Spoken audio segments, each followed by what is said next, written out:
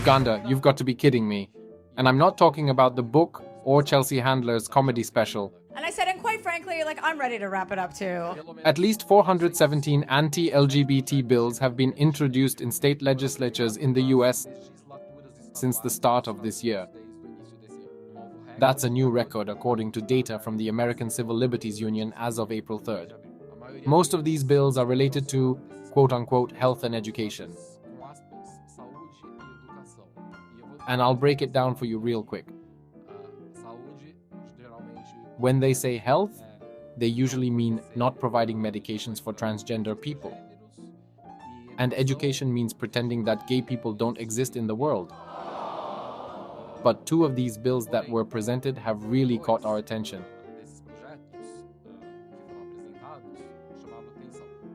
Because they aim to ban drag queen performances in public spaces, all in the name of, quote-unquote, youth safety. Meanwhile, as of May this year, 2023, if you're watching this in the future, there have been over 200 mass shootings recorded in the US, according to the Gun Violence Archive. To be clear, none of these were perpetrated by a drag queen. As Lady Gaga once said, don't be a drag, just be a drag, just be a queen.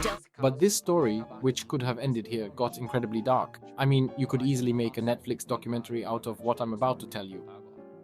Last year, some members of the US Republican Party supported a proposed bill in Arizona, which, if passed, could penalize teachers if, for example, a student who felt unsupported by their family or was afraid to come out to their family, but trusted and confided in a teacher that they were gay or LGBT, this bill would force the teacher to out the student to their family.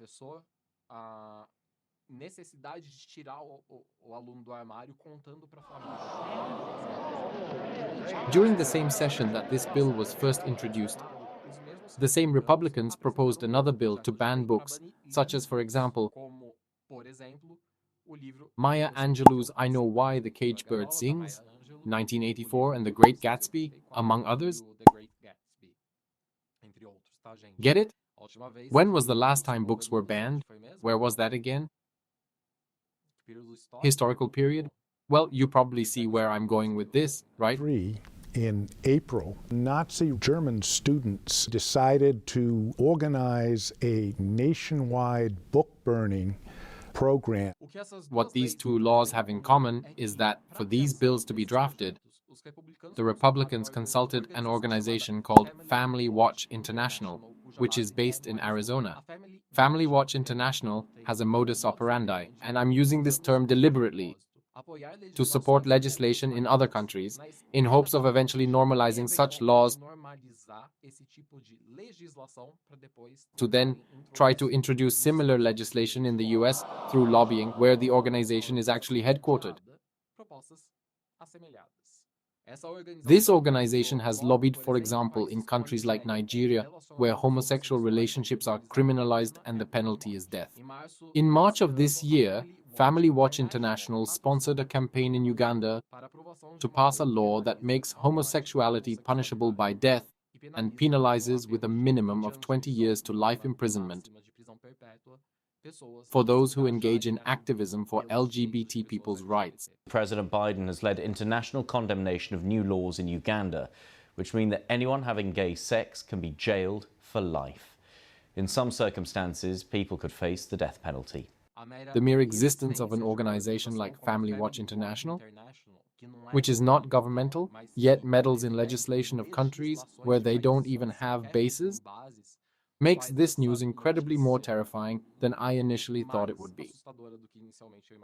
And honestly, I'm betting this involves a lobbying campaign, because really we don't know if we're going to be free of a lobbying campaign.